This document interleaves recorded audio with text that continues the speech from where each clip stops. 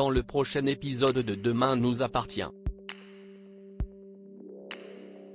Alors qu'Arnaud Molinat est interrogé par la police, suspecté d'être le harceleur de Clémentine, Justine lutte pour regagner l'affection de sa fille, et Victoire broie du noir.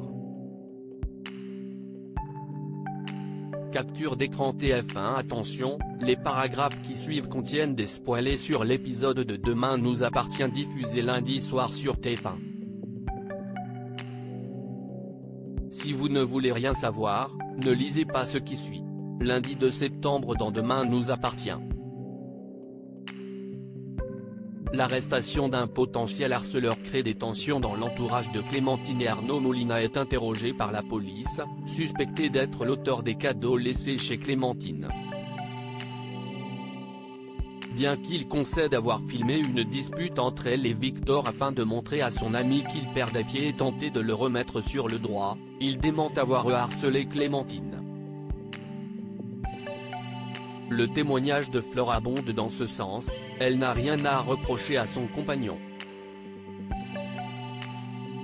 Déstabilisés, Aurore et Martin ne savent plus quelle piste explorer, et l'enquête reste ouverte.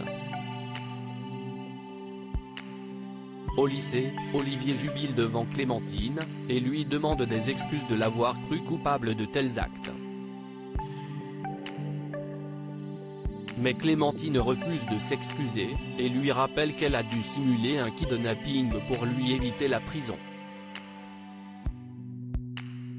Alors qu'Olivier l'insulte, Chloé surprend leur conversation en salle des professeurs et les remet tous les deux à leur place, ils sont priés de ne pas régler leur compte en sa présence.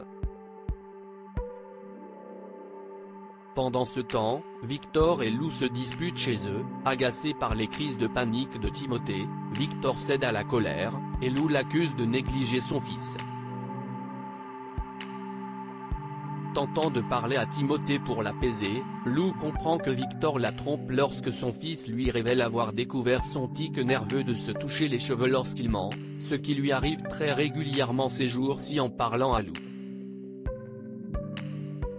À la sortie du lycée, Charlie demande à son frère Luc de lui prêter son portable pour envoyer un SMS à une amie. Alors qu'il refuse, elle lui arrache son téléphone pour le taquiner, car il a passé la journée absorbé dessus en cours.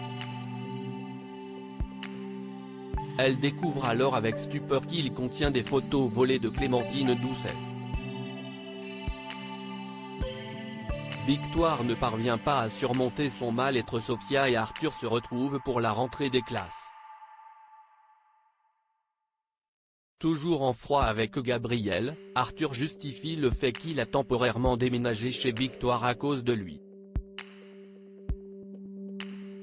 Mais Sophia ne comprend pas pourquoi il s'obstine à ne pas vouloir parler à Sandrine.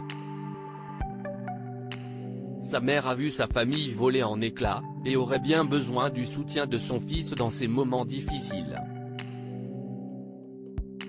Sandrine tente à nouveau de rétablir le dialogue avec Victoire, mais la jeune femme voit désormais tous ses souvenirs de famille comme des mensonges.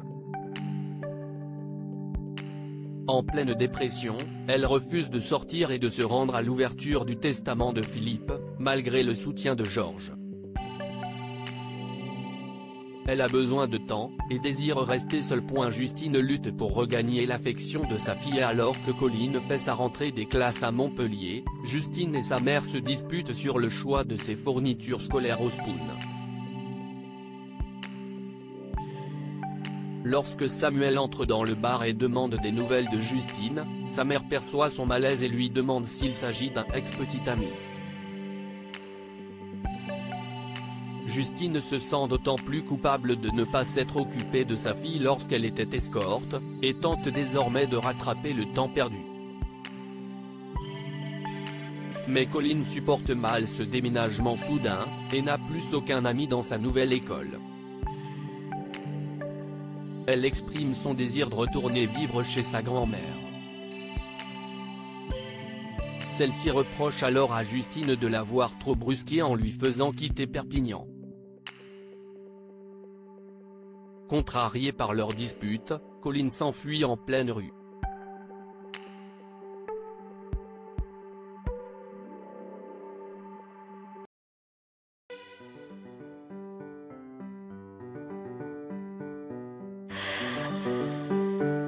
The